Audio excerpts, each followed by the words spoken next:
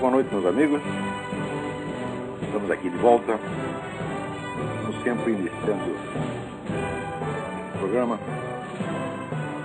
indo à Santíssima Virgem Maria e ao Santo Padre Pio de Pietrelcina, que roguem a Deus para que nenhuma injustiça se cometa aqui, e aliás, em parte alguma.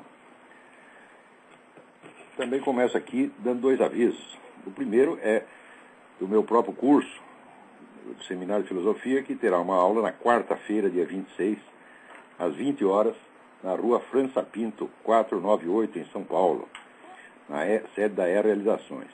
Informações pelo telefone 5572-5363.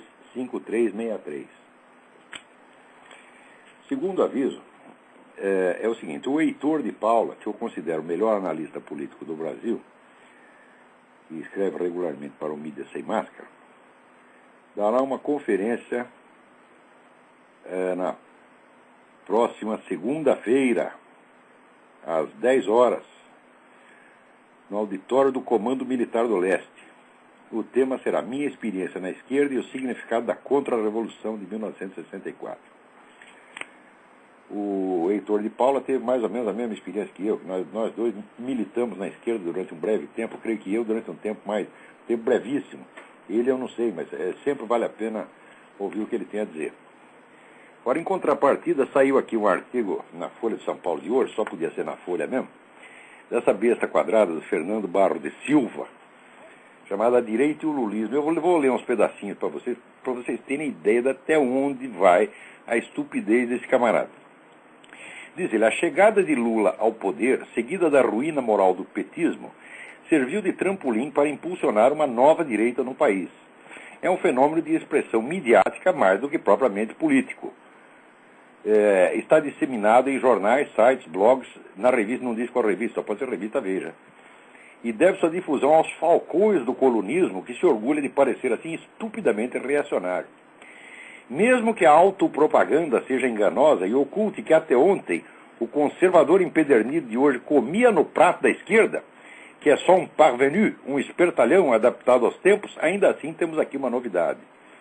Essa direita emergente já formou patota, citam uns aos outros, promovem entrevistas entre si, trocam elogios despudorados, praticam o mais desabrido compadrio, mas proclamam a meritocracia e as virtudes da impessoalidade. São boçais, mas adoram arrotar cultura. E aí vai, babá. E daí se refere também, dizendo que nessa direita há um articulismo de oposição francamente antinordestino e preconceituoso, coalhado de racismo e misoginia, que faz do insulto o seu método e tem na truculência verbal a sua marca.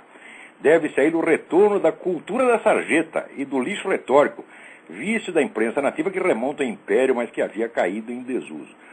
Então, olha aqui, salvo engano, né? Quando ele se refere à nova direita, então não pode ser aquele pessoal antigo do PFL, do PSDB, quer dizer, aquela turma, né, de centro-esquerda que a esquerda chama de direita. Só pode se referir justamente, principalmente a três pessoas, que é Reinaldo Azevedo, Diogo Mainardi e este que vos falo. Tá certo? E as pessoas que, de algum modo, entraram vamos dizer, nos combates jornalísticos, ou a nosso convite, ou através de órgãos que eu mesmo fundei, por causa do Mídia Sem Máscara. Em suma, é da gente mesmo que ele está falando, tá certo? Então, olha,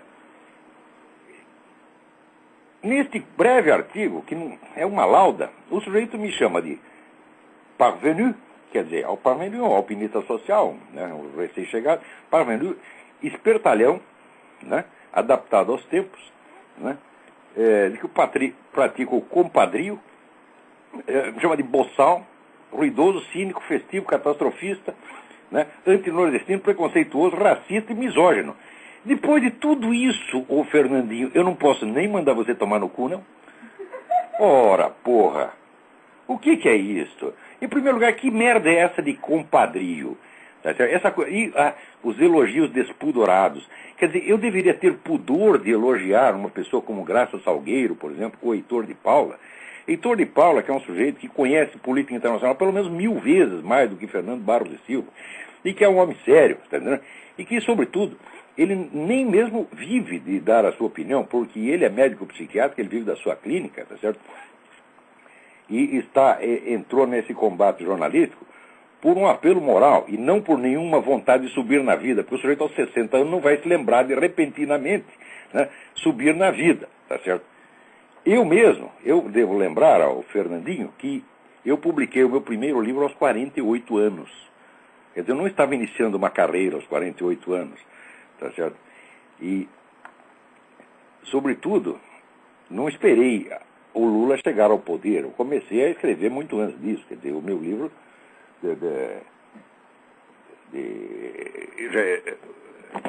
A Nova Era da Revolução Cultural foi publicado em 94, 95, tá certo?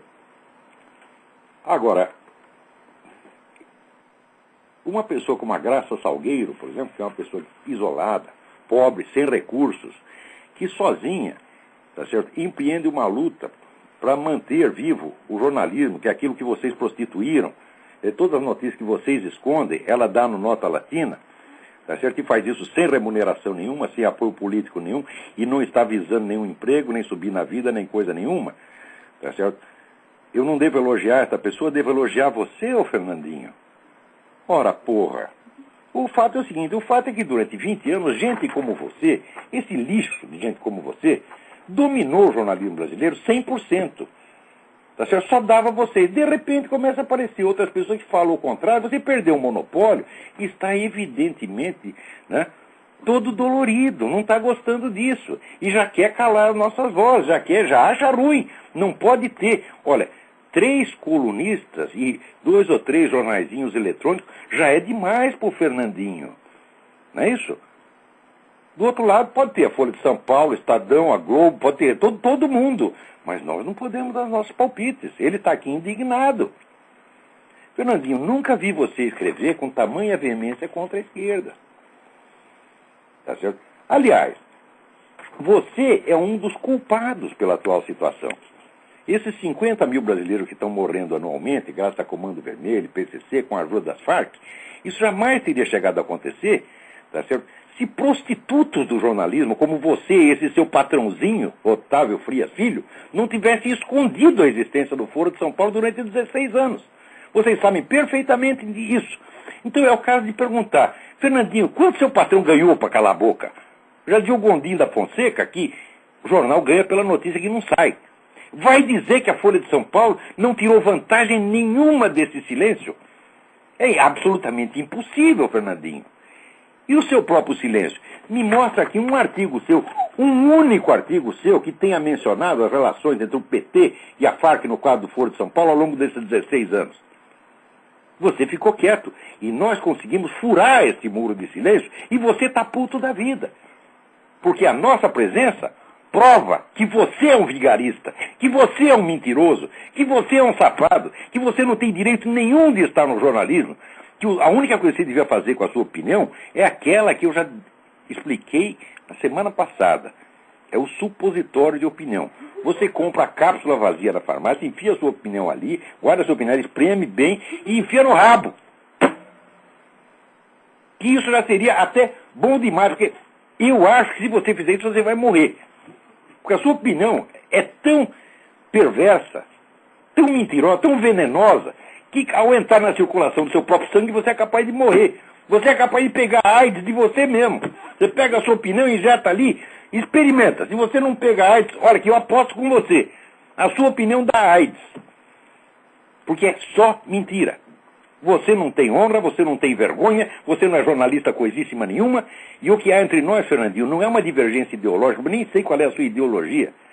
Eu sei apenas que você é um mentiroso, salafrário.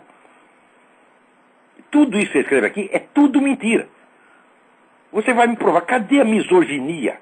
Quer dizer, é porque o Reinaldo Azevedo chama a mulher dele de Dona Reinalda, ele é misógino. Quer dizer, essa interpretação caluniosa, paranoica, doente, é isso, é que é o jornalismo, e você chama de jornalismo? Ora,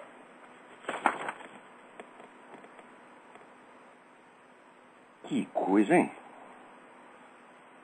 Quer dizer, enquanto ele reconhece que nós somos testemunhas vivas do fiasco do pensamento de esquerda nesse país. Não, nós somos testemunhas vivas do fiasco do jornalismo brasileiro. Um fiasco muito mais colossal do que o fiasco da esquerda. Muito mais, porque simplesmente dentro da Folha de São Paulo não tem jornalista. O único jornalista que tem aí é o João Pereira Coutinho, que é português, que não tem obrigação de noticiar o que sai no Brasil. Mas vocês todos, não tem um jornalista dentro dessa redação, só tem ocultador e mentiroso.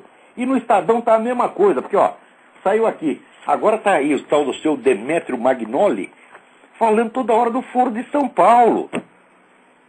Quer dizer, o que é isso, porra? Quer dizer, vocês esperam que a mídia internacional inteira noticie isso aí, daí vocês começam a passar recibo com 16 anos de atraso e dizem que são jornalistas, e pior, falam num tom de neutralidade superior. Olha aqui, Fernandinho, quando você fala aqui que nós proclamamos as virtudes da impessoalidade, o que é isso, porra? Eu escrevo na primeira pessoa, Reinaldo escreve na primeira pessoa, Diogo escreve na primeira pessoa. Agora você não. Nota aqui. Quem está falando aqui, né, é um sujeito impessoal. Não é Fernando Barros Silva falando em nome dele próprio. É a opinião da Folha de São Paulo. É uma coisa impessoal. Quer dizer, você não se enxerga, não? Né? Agora, a impessoalidade fingida está aqui nos artigos desse seu Demétrio Magnoli, por exemplo, e nos seus próprios, seu Fernandinho. Quer dizer, agora, note bem, saiu aqui no Estadão, artigo do Demétrio Magnoli, dizendo que o Foro de São Paulo liga o presidente Lula ao tio Fico, chefão das Farc, que é uma coisa que eu estou dizendo pelo menos desde o ano 2000. Só que quando eu digo, eu perco meu emprego.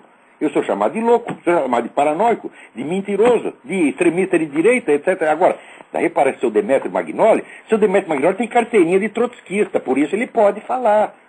Ele pode passar recibo, tá certo, no que eu venho falando, pode passar recibo sem, como é que diz, sem mencionar a fonte, sem reconhecer.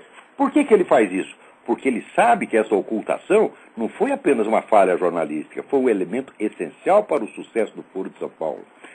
Leia bem o discurso do Lula de 2 de julho de 2005, e ele ali mostra que o segredo, a ocultação, foi a chave para o sucesso do Foro de São Paulo. Ele diz, nós montamos tudo de modo que ninguém percebesse o que estava se passando. Ora, e quem é que facilitou para isso? Quem é que concedeu a eles esse manto de silêncio e de ocultação? Foram vocês, foram os Fernandos Barros Silva, os Demétrio Magnoli, os Otávios Frias Filho, tá certo? Os Luiz Garcia, os Mervais Pereira, tá certo? Todos vocês! Todos vocês! Agora, enquanto isso, estava eu lá escrevendo sozinho. Comi o pão com de água balançou. Eu sozinho não. Tinha também gente que não é nem profissional de imprensa, como Graça Salgueiro ou Heitor de Paula. Ou seja, nós conseguimos abrigar e defender a verdade quando vocês todos a renegavam. E você não ganha mal não, Fernandinho. E o Otávio Frias também não ganha mal. Agora, vimos aqui a palavra compadrio. Compadrio é o que tem entre vocês e o Foro de São Paulo, seu vagabundo. Com mais que compadrio, isso é cumplicidade. Cumplicidade no crime. Você é um criminoso, Fernandinho. O sangue desses 50 mil brasileiros há de jorrar sobre a sua cabeça e o do Otávio Frias. Porque jamais chegaria a isto sem que vocês todos tivessem encoberto essa parceria de PT-FARC, da qual agora falam, como se fosse a coisa mais óbvia do mundo e sempre sabida. Que coisa! A mídia brasileira, a grande mídia brasileira, toda ela é criminosa, ela não merece nenhuma confiança dos leitores, e é por isso mesmo que acontece o seguinte fenômeno. Quando eu trabalhava na Folha de São Paulo, isso aí vai fazer 40 anos, trabalhei lá 3 anos sem registro, a firma já era filha da puta naquela época, entendeu? Que não registrava ninguém, né? E pagava a contragosto, quando pagava doía, né? Você chegava no caixa, o caixa quase chorava, coitado, na hora de pagar, né? Aquele miserável salário mínimo de jornalista, na época era baixinho, né? Quer dizer, para mim era um dinheirão, porque eu tinha antes tinha trabalhado de office boy, então, para mim o salário de jornalista era muito bom, mas não adianta nada o salário ser muito bom se ele não vem, né? E então a gente ali tinha que ficar na fila como pedindo favor, né? Por favor, seu caixa, excelência, dá para pagar desta vez? Né? Era assim, porra. Né? E vai lá ver a multidão de processo trabalhista que tem contra a Folha de São Paulo. Tá certo? Vai lá ver. Então, olha,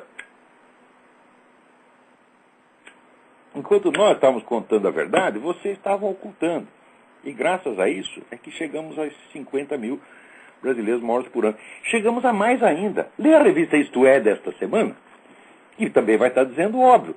O Brasil tem hoje uma guerrilha que tem 20 vezes mais combatentes do que o PCdoB tinha na guerrilha do Araguaia, na década de 60, 70. Quer dizer, a situação hoje, quando eu escrevi 2 anos atrás, a situação hoje é muito pior do que em 1964, mas muito pior. Porque, primeiro, estamos repetindo a mesma situação, só que em dimensões incomparavelmente maiores. A esquerda latino-americana hoje tem uma organização supranacional, não é isso? Fortíssima, com todo o dinheiro de Hugo Chávez, com todo o dinheiro do narcotráfico, que na época não tinha, não é isso? E hoje, praticamente não há uma direita politicamente organizada. Esse próprio merda desse Fernandinho reconhece que a nova direita é um fenômeno apenas jornalístico, não político. Não tem um político ali. Eu não sou, nem jamais serei candidato a merda nenhuma, nem Diogo Mainar, nem Reinaldo Azevedo. Nosso negócio é o jornalismo e a cultura e não é política, não. Não temos interesse em jogo, mas vocês todos têm. Você tem interesse até empresarial em jogo. Né? Então, quando eu disse que a situação era mais grave do que em 64, todo mundo diz, você está exagerando, você é louco, você é paranoico. Agora está aí. Agora tem uma guerrilha já maior do que naquele tempo, com a diferença de que agora tem uma organização de massas, 2 organizações de massas, que é o PT e o MST, são os casos maiores que já existiram na nossa história, que elas podem, a qualquer momento, se quiserem, pôr 5 milhões de pessoas no meio da rua para fazer bagunça, tá certo? Tem uma rede de articulações com gangues criminosos de narcotraficantes, sequestrador, assassino, contrabandista, etc. Já que na época não tinha toda essa organização, ou seja, hoje está infinitamente mais perigoso. Isso quer dizer que a esta altura, vamos dizer, uma intervenção das Forças Armadas, se aquela for justificada, hoje seria infinitamente mais. Mas ela não vai acontecer. Por quê? Porque vocês compraram todo mundo e vocês enfraqueceram as Forças Armadas. Não são mais Forças Armadas, são fraquezas desarmadas. Tá entendendo? Então, além disso, vocês ficaram infiltrando gente lá durante 20 anos. Tá aí o Quartinho de Moraes que não me deixa mentir.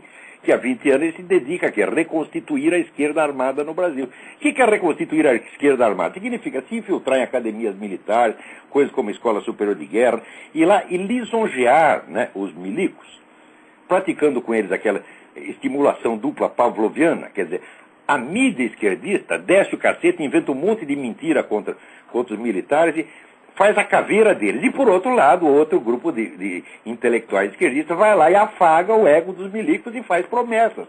Fiquem do nosso lado que nós daremos dinheiro para vocês comprar armas, talvez deixemos até vocês fazer uma bomba atômica. Tá certo? E nós podemos nos apelar ao patriotismo dos caras, né? E muitos idiotas caem. Né? Acredita que juntar-se a Hugo Chávez para fazer a resistência latino-americana, tá certo? A intervenção do Império, intervenção que jamais existiu, tá certo? Então, é assim que se faz, meu filho. Ataca por 2 lados. Aliás, isso é dialético. Você nunca vai entender a cabeça de comunista se você esperar, você buscar uma ação coerente. A ação comunista é sempre por 2 lados ao mesmo tempo, é sempre contraditória, propositadamente, porque comunista estudou Karl Marx e acredita que a história é movida pelas contradições. Então, eles mesmos alimentam as contradições, ora, meu saco. Então, por exemplo, se fizesse uma campanha unilateral contra as Forças Armadas, o que aconteceria? Você uniria as Forças Armadas contra a esquerda. Então você não faz isso. Você faz uma campanha contra e uma campanha a favor. Você vai pela calúnia e pela lisonja ao mesmo tempo. Isso é um fato assim, observável empiricamente. É só você ler os artigos que saem lá na revista da Escola Superior de Guerra, está cheio de artigos de esquerdistas tentando convencer os milicos de que é preciso formar uma nova política de segurança nacional voltada contra quê? Contra o Império.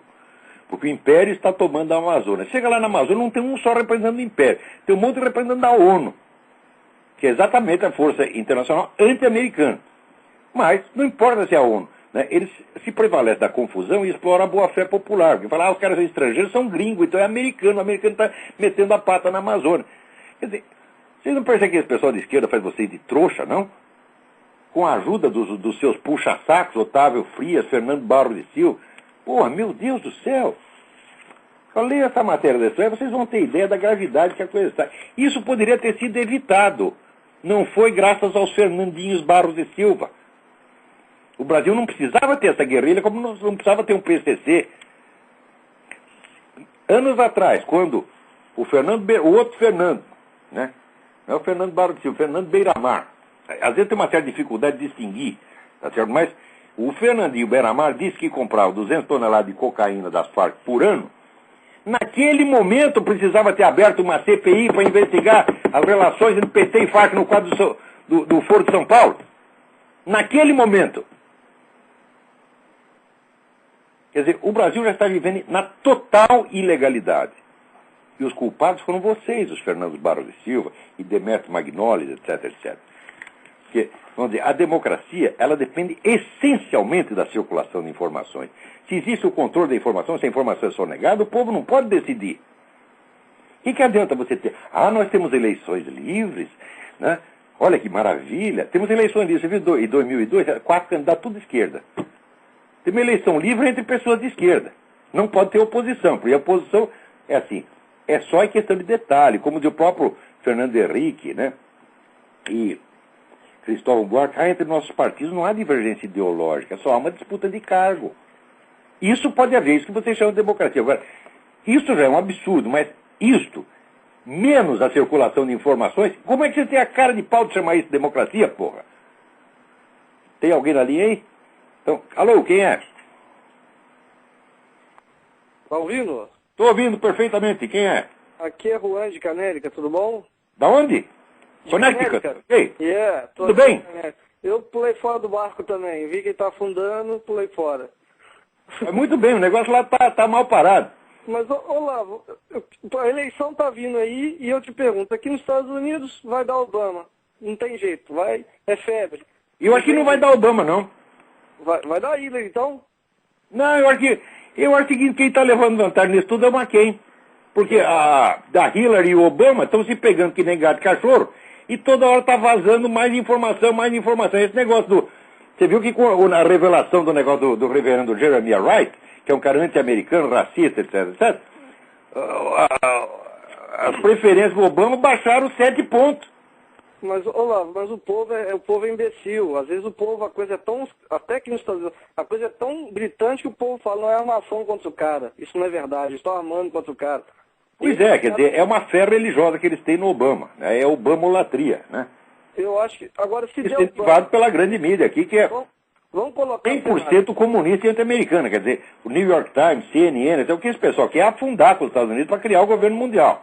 Sei. Agora vamos trabalhar com a hipótese. Deu Obama, o que acontece? Olha, nós vamos para a Zâmbia. É mesmo?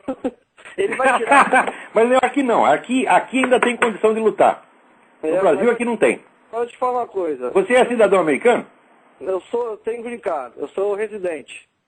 Não, aqueles que pegaram a cidadania americana têm que lutar. Eu não posso participar pessoalmente dessa luta aqui. Mas posso dar informações, posso ajudar, não posso entrar, não posso ter, como é que atuação partidária, mas posso dar informação. Aliás, tenho dado. Eu caso com você, eu te dou o papel, porra. Aqui. Mas, Olavo, o negócio é o seguinte, no Brasil, quem que é candidato? Aécio, sei lá, aquele cara, eu sou mineiro, sou lá da terra daquela bichona do Itamar Franco. Aécio não dá. Tá uma merda. O Alckmin não vai sair. O Serra eu não sei qual é a dele. Você vai votar em quem no Brasil?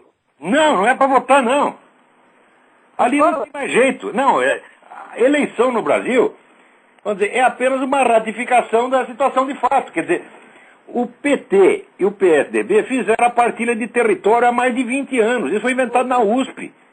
Eu sei. É aquela mesma turminha da USP. Você forma 2 partidos e de vez em quando eu governo, de vez em quando você governa. Olavo, eu vou falar uma coisa com você. Você não acha que por você ter conhecimento intelectual, ter formação, ter estudado essa merda, entender o que está acontecendo, porque a gente na nossa ignorância, a gente que é pessoa que não entrou nesse mundo de muita leitura, de acompanhar o que está acontecendo, a gente não consegue entender. Você não acha que você tinha obrigação de sair candidato a presidente? Você não vai ganhar. Não, porque, veja, a minha primeira obrigação é não ter as pretensões que esses caras têm. Eu não sou capaz de gerenciar um posto de gasolina, quanto mais um país. Eu sou capaz de fazer exatamente o que eu estou fazendo. Com 10 minutos na televisão, todo dia de programa eleitoral? Ah, mas não, aí é porque eu tenho um programa na televisão, eu adoraria ter um programa. Se eu tivesse um programa na televisão, meu filho, uma vez por semana, o Brasil não tinha chegado a isto. O negócio é o seguinte. Eu te juro que não tinha, porque essa coisa de Foro de São Paulo já tinha sido estourada. Esquece presidente. Agora, você poderia ser um candidato a um deputado e ser o antipetista. Você pode ter certeza, o senador, você ia ser o mais votado. O antipetista.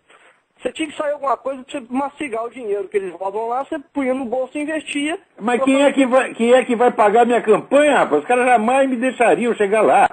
E segundo, eu mesmo não ia aguentar, porque, olha, eu não tenho jeito para isso. Eu não posso, assim, se eu fico sem dizer exatamente o que eu penso, do jeito que eu penso, eu fico doente. Olavo, mas o que acontece? Quando eu sou obrigado a ser hipócrita, dar uma risadinha para um sujeito que eu não gosto, eu fico doente. Pergunta para minha mulher. Ela é testemunha disso. Eu fico puto, porque você vai aquela bichona do Clodovil, vai um cantor, Frank Aguiar, uns caras que não tem nada na cabeça, um bando de gente que, tipo assim, não fede nem cheira, não é gente que vai acrescentar em nada, vai lá e aparece tudo. Então, de repente, se você entrasse nesse mundo, você teria mais mídia. O deputado Olavo pôs a boca no trombone, o senador Olavo... Nada, aí que eles iam tapar minha boca, pô. Eu não posso perder a minha tribuna, que é esse programa e as minhas colunas e o Mídia Sem Máscara. Eu não posso largar isso aí para ficar lá em Brasília. Se eu chego lá em Brasília, os caras vão me botar para falar uma vez por mês durante 10 minutos. Não tem, mas você vai... E ainda 10 minutos vai ter 45 apartes. Oi? Olavo... Meu discurso vai sair na porra do Diário Oficial que ninguém lê. Olavo, eu tenho mais repercussão do que qualquer deputado ou senador desse país. Olavo, se você tivesse a grana de um deputado, investindo na mídia, etc., o senador, eu quero dizer para você... O salário de deputado não é muito, porque esses caras ganham na corrupção. Se eu entro lá, eu ou vou ficar duro, tá certo? Ou então vou ter que entrar no jogo dos caras. Eu não posso fazer isso. Na política, eu ficaria totalmente impotente. Olha, eu sou forte no meu domínio, você está entendendo? No meu território, que é o jornalismo, a educação. Aí, digo, olha, aí ninguém pode comigo, não. Não adianta, Olavo. Agora, na política, eu sou um trouxa como outro qualquer.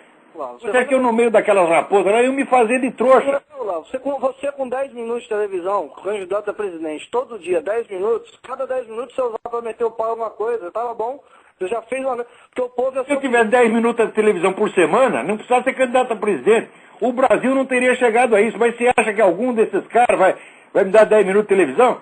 Outra coisa, para você ter 10 minutos, o seu partido precisa ter aqueles 10 minutos. Eu sei, eu entendo, eu sei a legislação, eu entendo. Quer dizer, para eu chegar a ser candidato, eu teria toda, vamos dizer, uma articulação política que ia amarrar minhas mãos, só para chegar a ser candidato. Não dá, a política brasileira não dá.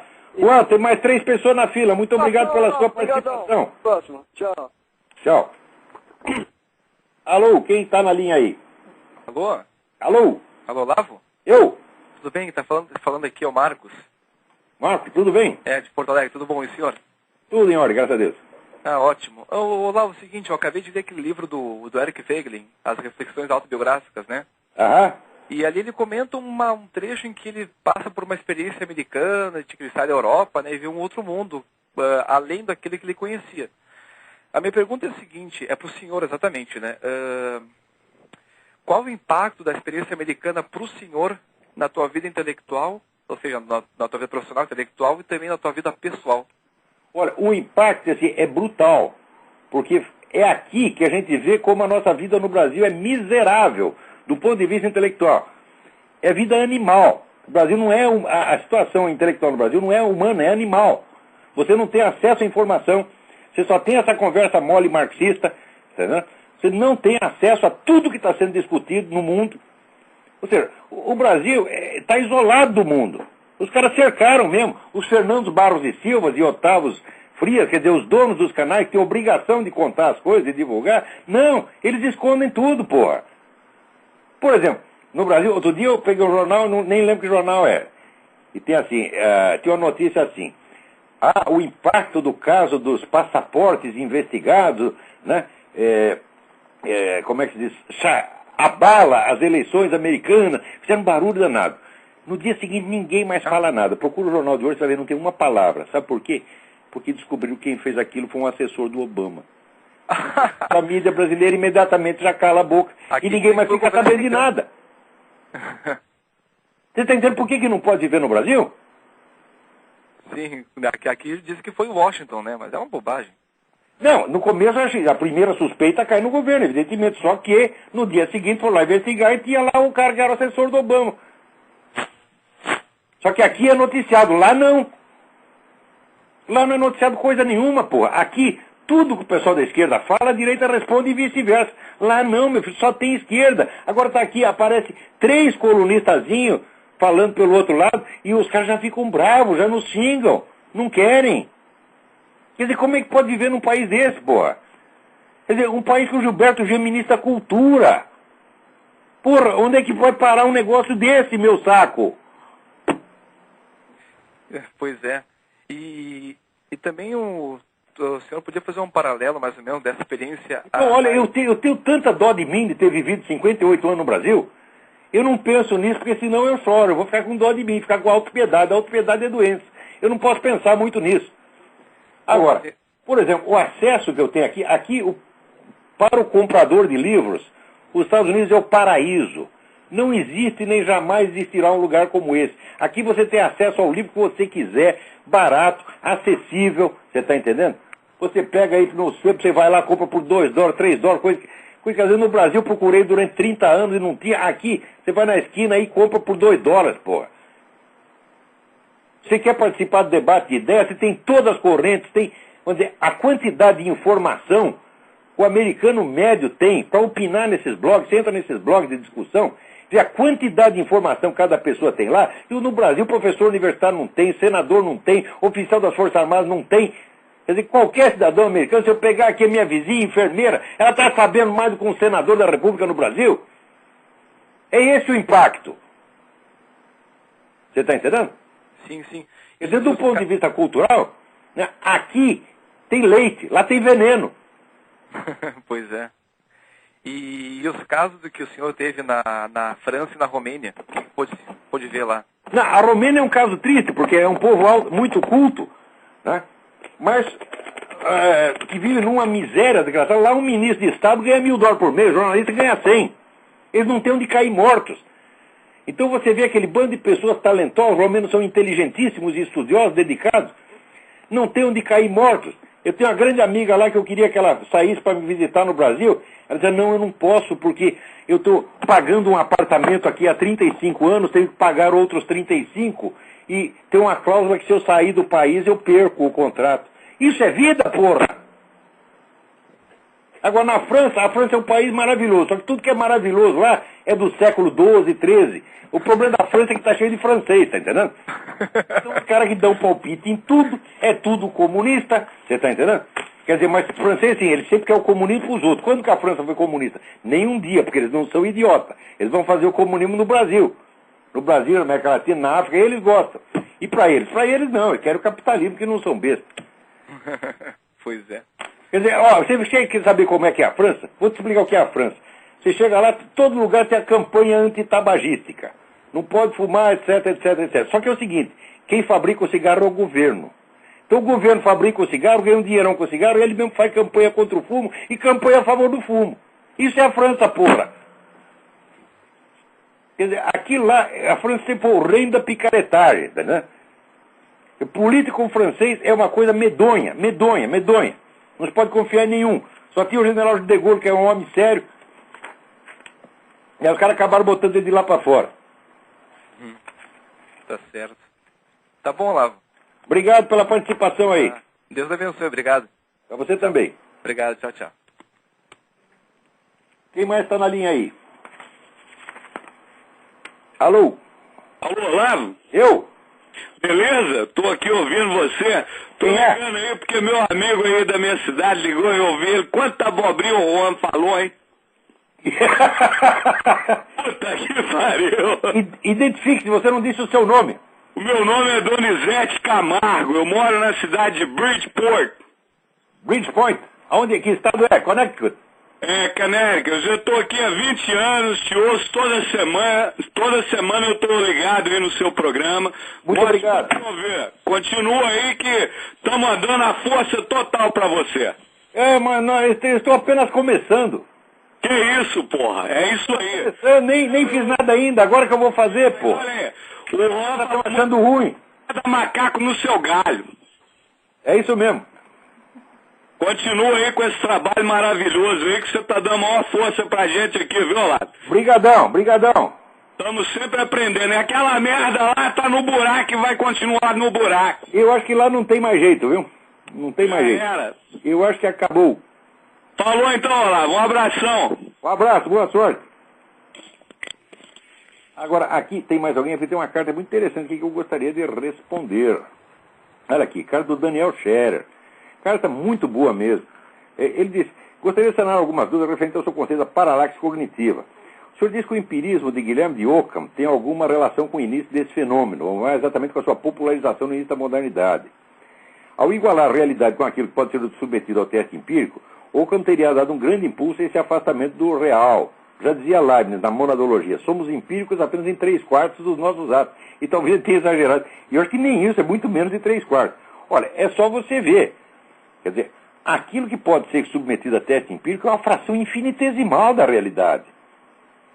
Na quase totalidade do que nós sabemos, nós nos confiamos na palavra dos outros, no testemunho humano, nas tradições, etc. E não tem outro jeito de não ser assim. Agora, se ele dizer que é apenas a experiência, se eu confiar apenas na experiência, eu digo, bom, então, em primeiro lugar, você tinha que provar, por experiência, que a experiência é o único meio de chegar ao conhecimento. Você não pode provar isso porque simplesmente não é assim. Então, quer dizer, o discurso empirista já é uma coisa que diz uma coisa, mas ele não pode fazer aquilo que ele está dizendo, então ele faz outra e finge que está fazendo essa. Daí prossegue o Daniel Scherer. No entanto, eu me pergunto se não é possível enxergar esse descolamento da realidade em Sigé de Brabant, em particular na sua polêmica com o Tomás de Aquino sobre as duas verdades. Você tem toda a razão, você está montado na razão, porque o nego diz que existe uma verdade na religião, outra verdade diferente na ciência, já é, de certo modo, a paralaxe cognitiva assumida. Mas só não chega a ser paralaxe cognitiva justamente porque é assumida. Porque aí não é paralaxe, porque é uma contradição explícita. Né? Quer dizer, o Sigé de Brabant não fazia questão de ser coerente. Né? Ele estava com uma absurdidade na cabeça e aceitou a absurdidade. Né? Outro ponto, prossegue ele aqui. Outro ponto que eu gostaria de esclarecer é a relação entre a paralaxe cognitiva e a mentalidade revolucionária. Ambas estão, sem dúvida, relacionadas, mas de que maneira? Bom, isso aí precisaria horas para explicar, mas é o seguinte, a mentalidade revolucionária se compõe de vários elementos que vieram sendo criados desde o século I ou século II, tá certo? Por exemplo, se você for ver aquelas primeiras heresias cristãs, montanismo, donatismo, etc., cada uma criou um pedacinho, que na época não era ainda mentalidade revolucionária, mas eram instrumentos mentais, né, isolados, um aqui, outro ali, que depois, a partir de um certo momento, começou a colar e juntar um desses elementos em um elemento fundamental, a paralaxe cognitiva. Sem paralaxe cognitiva, quer dizer, sem o deslocamento entre o eixo da experiência real e o eixo da construção teórica, a construção mental que o sujeito faz, não pode haver mentalidade revolucionária. Então, eu acho que foi a paralaxe cognitiva que permitiu colar todo esse monte de absurdidades, tá, e criar, vamos dizer, esse fenômeno unificado da mentalidade revolucionária. Né? Por exemplo, eu estive observando aí que já no século II havia um heresiarca chamado Montanus. Ele foi o primeiro sujeito que inventou aquela divisão da história em 3 etapas, que depois ficaria famosa com Joaquim de Flora, né? E mais tarde, ainda mais com Augusto Comte. Né? Mas esse sujeito já no século II, ele já tinha inventado isso aí. Ora, se você inventa, vamos dizer, uma divisão da história em etapas, e você sabe, acha que sabe se situar dentro desse escalonamento da história, é porque você sabe quanto que a história vai durar. Você conhece o fim da história. Essa é uma ilusão, evidentemente. Então, o Montanus não era um revolucionário, tá certo? Mas esse elemento importantíssimo da mentalidade revolucionária foi ele que inventou.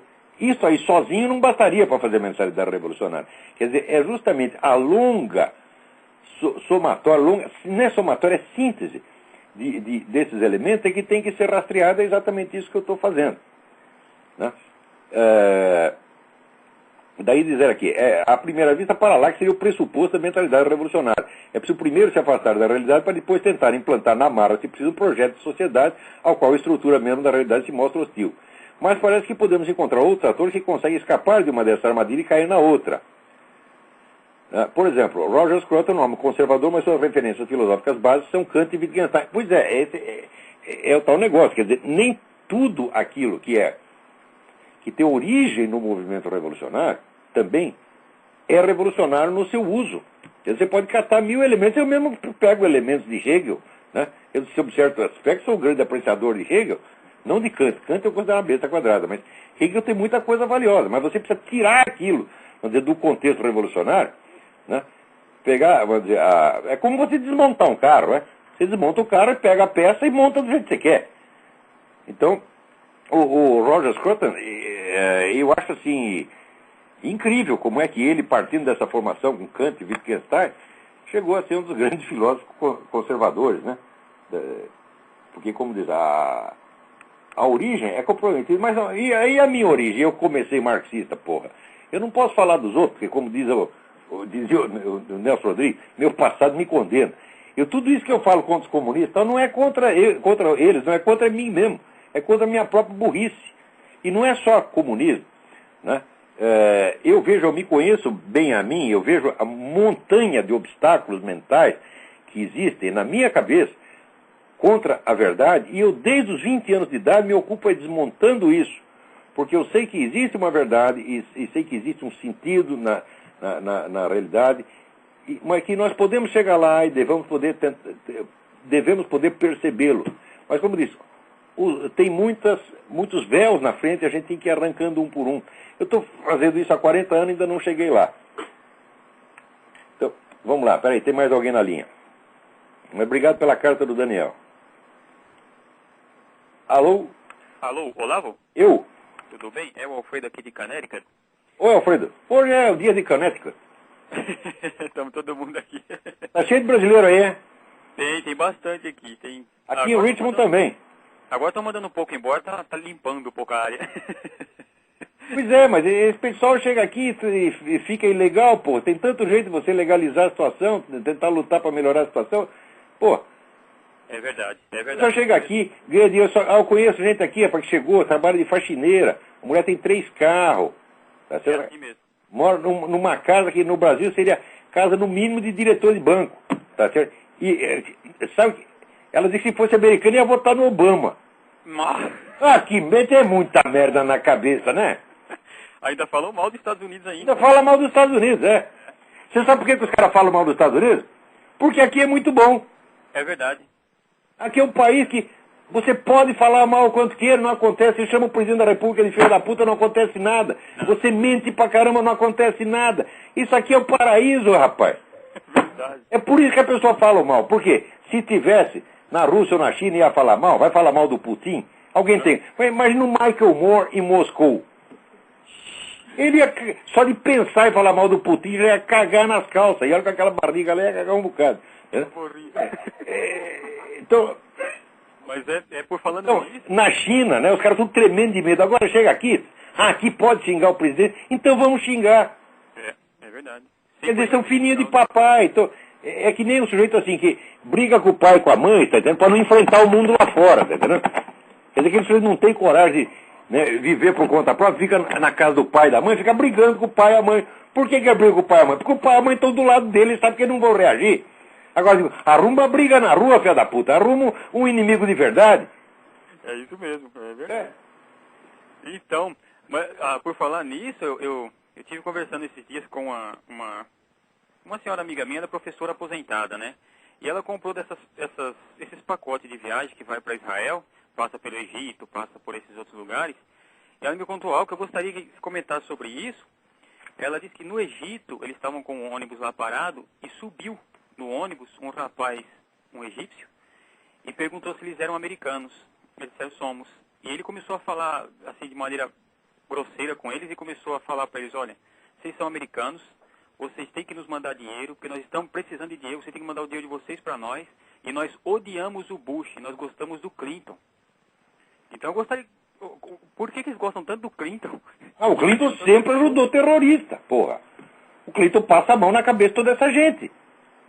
Sempre fez isso, ele e a mulher dele. E mais Ted Kennedy e Nancy Pelosi. Agora, por exemplo, a Nancy Pelosi não quer que fiscalize telefonema de terrorista. Porque esse negócio do grampo do telefone não é que pode grampear qualquer cidadão. Não, pode grampear pessoas que já notoriamente estão envolvidas em atividades terroristas. Então, se o cara telefona do exterior aqui, o telefone dele é grampeado. Agora, já vetou essa lei. É a mesma coisa que ela está dizendo. Então, você quer soltar uma bomba aí em Nova York, pode telefonar, pode combinar com seus amigos aqui, que nós não vamos interferir, nós não vamos grampear o seu telefone, nós vamos resguardar a sua privacidade para você poder nos matar a todos sossegadamente. Esse pessoal do Partido Democrata está tudo assim. O Partido Democrata foi invadido por pessoal comunista e eles mandam o Partido Democrata. O Partido Democrata já não é o mesmo de antigamente, meu filho. Não é o partido do John Kennedy, não. Agora é o partido do Michael Moore. O pior que é. Então vamos lá, tem mais gente na linha aí. Tá bom, Lavo, muito obrigado. Obrigado pela colaboração. Opa, obrigado. Mas antes eu quero ler uma cartinha aqui, cujo autor pede para não ser identificado por razões óbvias. Né? Li com muito prazer o seu livro Jardim das Aflições e agora entendo por que no curso de graduação em filosofia na Unicamp tivemos várias disciplinas com o senhor Quartinho de Moraes sobre Epicuro. A filosofia praticada nessa instituição resume-se à propaganda ideológica vista os autores estudados e as traduções e comentários de outros comentadores. As questões essenciais que sempre motivaram a verdadeira filosofia nunca são abordadas. Gostaria muito que dissesse aos seus ouvintes e leitores que aprendi muito mais filosofia nos livros e artigos do Olavo de Carvalho do que em 5 anos de graduação. Meu amigo, não pode dizer o seu nome, mas você... Caetano, agradeço suas palavras, mas você tem toda a razão, porque, olha aqui, eu pego os alunos meus que estão prosseguindo o trabalho, eu pego o Zé Munir, não é isso?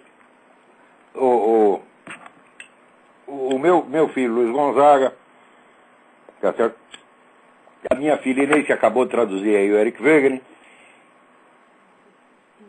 o Silvio Grimaldo, né?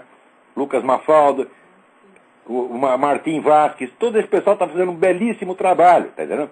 Desculpa aqueles que eu não citei o nome, porque não dá para citar todo mundo. Eu reúno a minha patota e desafio todas as universidades do Brasil para mandar não os seus alunos, manda os seus professores. E vamos ver quem sabe mais, quem está mais preparado.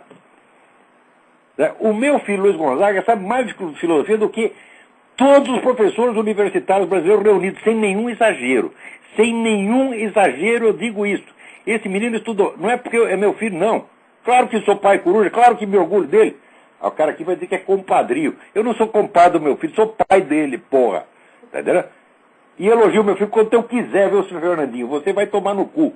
E elogio meu filho, não é porque é meu filho, é porque é um grande homem, porque é um grande estudioso, que eu vejo esse moleque estudar desde os 11 anos de idade. Tá entendendo? Então, aquilo lá é um erudito, é um cara sério, é um scholar. Não existe mais gente assim na Universidade Brasileira, só tem os Partinhos de Moraes, esses políticos profissionais. Olha aí, quer ver, agora está tendo lá a PUC de São Paulo, curso sobre Marx e Engels, dado pelos principais intelectuais marxistas. Veja que coisa! Quer dizer, você imagina assim, por exemplo, é possível você dar um curso sobre Kant chamando só kantistas? Ou um curso sobre Comte chamando só positivistas? Isso não existe, só Marx tem esse privilégio. Só os marxistas podem ensinar a Karl Marx. Mas isso não é ensinar. Porque se você vai já com o rótulo de marxista, tá certo? Então, tu já está com uma atitude programática, ideológica e de propaganda ideológica. É isso que se faz e os caras ganham dinheiro público para fazer isso. Tem mais alguém na linha? Alô? Alô? Olavo? Eu? É Arthur de Fortaleza. Arthur, tudo bem? Tudo bom, Olavo? Tudo bom? Esse dia ligou aí um rapaz... de Fortaleza, você acha que eu sou anti-nordestino, Arthur? Oi? Você acha que eu sou anti-nordestino? Não, eu não acho. Eu adoro o Nordeste. Só existe cultura brasileira no Nordeste. Né? No Nordeste tinha o Alberto da Cunha Mello. Né? No Nordeste tinha o Fernando Freire. Tinha um monte de pessoas mais inteligentes do Brasil estão no Nordeste. Como é que eu vou falar mal do Nordeste, porra? Chega naquele deserto paulista, que só tem analfabeto. Como é que eu posso ser anti-nordestino? Aí vem esse Fernando Barra de Silva aqui dizer que nós somos anti-nordestinos. Vai tomar no cu. É isso? É. Vamos lá. As palavras mesmo, né? Viva o Ceará. Esse dia ligou Você já ligou um rapaz aí perguntando pra você como é que ele fazia pra servir o exército de Israel? É mesmo. Eu não consegui descobrir isso aí, não. Parece que tem um jeito, sim. Eu vou dar um site aí, quem quiser pode entrar lá. Eu agradeço em meu nome e nome dele. Olha aí, quem quer servir o exército de Israel, ouve aí a dica, gente. www.sar-el.org.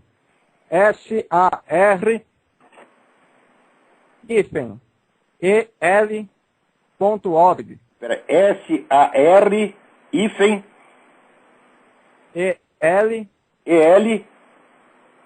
.org. .org. ORG? Não, aí de... Oi? É uma sigla para Service for Israel. Peraí, então vamos... repete, por favor. www.sar-el.org. Então, olha aí, SAR-EL.org. Quem quer lutar por Israel, vai lá. Olha, e tem que fazer isso mesmo, porque é um país pequenininho, está cercado de 30 e tantos países que querem comer vivo cada judeu que está lá. Vou lembrar uma coisa para vocês. O filósofo espanhol Ortega y Gasset, que às vezes fazia uma cagada, ele foi um dos precursores da União Europeia, isso é uma bela cagada dele, mas que, por outro lado, era um grande homem. Uma vez, num programa de rádio, pediram um conselho para ele. Deu um conselho para os jovens espanhóis, se eu pudesse resumir tudo num conselho. E ele respondeu o seguinte: prestad noblemente vuestro auxilio a los que son los menos contra los que son los más. Preste auxílio à minoria contra a maioria. Então é assim, onde tem o nego apanhando, é esse que você tem que ajudar. Não é questão de você estar a favor de um ou estar a favor do outro. Não. Vai lá e fica a favor do que está apanhando, que você nunca errará. Né? Tá? Eu já comprei briga na rua para defender o traveco que estava apanhando lá. Daí vão dizer que eu sou homofóbico. Homofóbico é a puta que os pariu. Que eu podia ter apanhado, levado um cacete do lugar dele. Felizmente os caras desistiram. Alô, tem mais alguém na linha aí? Pois é, Olavo. Tá? Vou desligar então. Não, agradeço demais. De nada. Tudo de bom. Tudo de bom. Tá vendo que é bom ter um programa? A gente, né, tem uma coisa que você pergunta pra gente, a gente não sabe, mas alguém sabe. Então a mão lava a outra. Alô, quem tá na linha? Alô, Olavo? Eu? Olavo, Eduardo de Campinas. Eduardo, tudo bem? Tudo bom? Eu liguei semana passada. Sim, tudo bem. Então, Olavo, primeiro eu queria agradecer porque o senhor foi muito gentil comigo. E segundo eu queria perguntar por que o Partido Democrata ficou essa podridão toda. E agora eu vou desligar para as pessoas poderem ligar também. Bom, gentileza sua. Aqui é o seguinte, ou eu sou gentil ou eu já mando tomar no cu logo direto, porque meio termo não tem. Aqui é ame-o ou deixe-o. Se o sujeito vier aqui, eu vejo que ele está com boa intenção, vai ser tratado que nem um príncipe. Agora, veio com treta, já manda merda logo, né? E você, Eduardo, você é boa gente, você veio com uma pergunta muito sincera, né? Gostei mesmo da sua pergunta. Então vamos lá. Agora, essa pergunta sobre o Partido Democrata, essa coisa começou no tempo que teve aquelas investigações do Comitê de Atividades Anti-Americanas. Porque o tal do Joe McCarthy descobriu muita coisa, muita mais coisa do que ele mesmo conseguia imaginar. Tá certo? E ele não descobriu nem 10% do que havia em matéria de penetração comunista. Quando começou, vamos dizer, a revelar isso aí, isso era no governo Truman. Então o que acontece? O Partido Democrático começou a se defender. Então começou a mentir para não ficar comprometido. Porque ficou aquele negócio, não, agora se vazar isso aí, que nós, né, botamos todos esses comunistas em cargos importantes, então vai pegar mal para nós nas eleições. Então começaram a mentir. E a partir daí a aliança deles com os comunistas foi se aprofundando, ao passo que hoje a esquerda manda no Partido Democrata.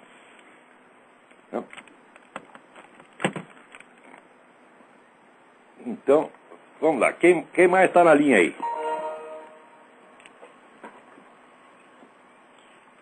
Espera aí que meu computador está desligando, pô. ficou na bateria, deve ter soltado o fio lá, por favor. Ah, soltou aqui, ó. Mas vamos continuar. Quem está na linha aí? Tudo bem, Olavo? Tá me ouvindo? Tudo bem, quem está falando? Meu nome é Alan, tudo bem? Alan, tudo em ordem? Sou eu e minha namorada aqui assistindo o seu programa, nós gostamos bastante. Nós estamos em Brasília. Obrigado, gente. Ô, Olavo, eu tive a oportunidade de estudar em uma universidade pública famosa, a Unicamp, e também tive doses cavalares de marxismo. É só o que eles têm, é só o que esses idiotas sabem. Gostaria, inclusive, que você lesse meu blog. Eu fiz um texto, fiz vários textos. Aí é o nome do blog que eu vou lá. É blogdoeconomista.blogspot.com. Blog do Economista. .blogspot.com. Eu vou olhar durante a semana. Também tenho textos no VID, Vigilância Democrática. O César Kim também escreve lá, ele fez um curso com você. Muito bem. Conhece. E a gente está escrevendo sobre o assunto, debatendo, né? E eu queria os blogs são a salvação da imprensa brasileira. Às vezes, se não tivesse blog, não tivesse internet, ninguém no Brasil estava sabendo de nada. Eu sou muito grato ao senhor que me explicou isso aí, viu? Então, eu escrevi um texto sobre o livro proibido, que é o do Roberto Campos, aquele que fala o Lanterna na Popa, né? Nas universidades pouco se debate sobre aquele livro. E também escrevi sobre a questão do marxismo, falar que o sistema econômico determina absolutamente tudo, né? Que, inclusive a nossa ética, né? Que a ética da nossa sociedade ela tem que ser pautada pelos valores cristãos, né? O que você sempre fala pra gente, né? Eles acham que o cristianismo é função do capitalismo. O cristianismo não existisse 1.500 anos antes de aparecer o primeiro capitalista. Sim. É mesmo na cabeça. E aí eu queria te fazer uma pergunta, Olavo. Faça. São duas perguntas. Eu acho que a política, ela é feita com certeza dessa forma que a gente está fazendo na internet, nos movimentos sociais, entre aspas, né, Olavo? Na forma da gente entrar na sociedade e mostrar o que a gente pensa, né? Sim. De mostrar de uma forma de confrontação, claro, da forma correta, né? Essas ideias que estão tomando conta da nossa sociedade. E agora, ela também tem que se dar no âmbito partidário. Eu penso assim porque se você não consegue os cargos políticos, deixa esses caras no poder, fica muito difícil. Não, o pessoal tem que entrar na política de alguma maneira. Mesmo que não tenha esperança, tem que fazer, por obrigação. Eu queria saber de você, o que você acha dos nossos partidos, porque você sempre fala que o PSDB é muito semelhante ao PT.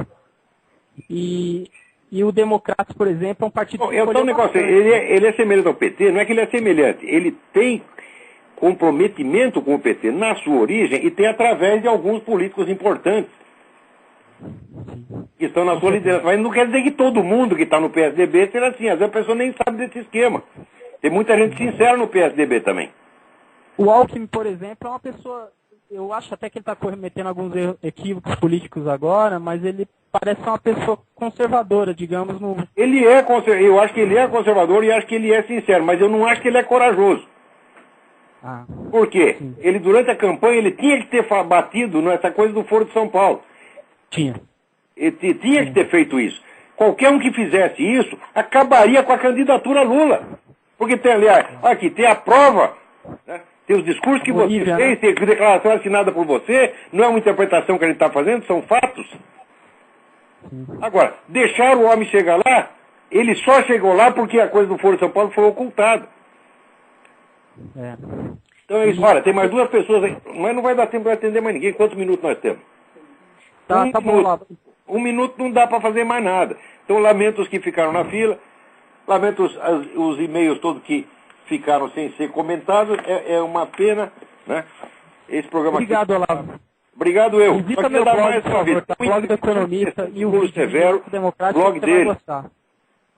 Não deixem de ler a entrevista do Júlio Severo que ele deu aqui, traduzida pelo Matthew Hoffman, a entrevista em inglês. Não, eu queria comentar isso, mas não vai dar tempo, né? O Júlio Severo adverte as pessoas, cuidado, o programa do Olavo é muito bom, ele diz muitas verdades, mas cuidado com os palavrões, né? Mas, Júlio, adoro você, Júlio, mas eu não vou parar de dizer palavrão, não. Então, até a semana que vem, muito obrigado a todos.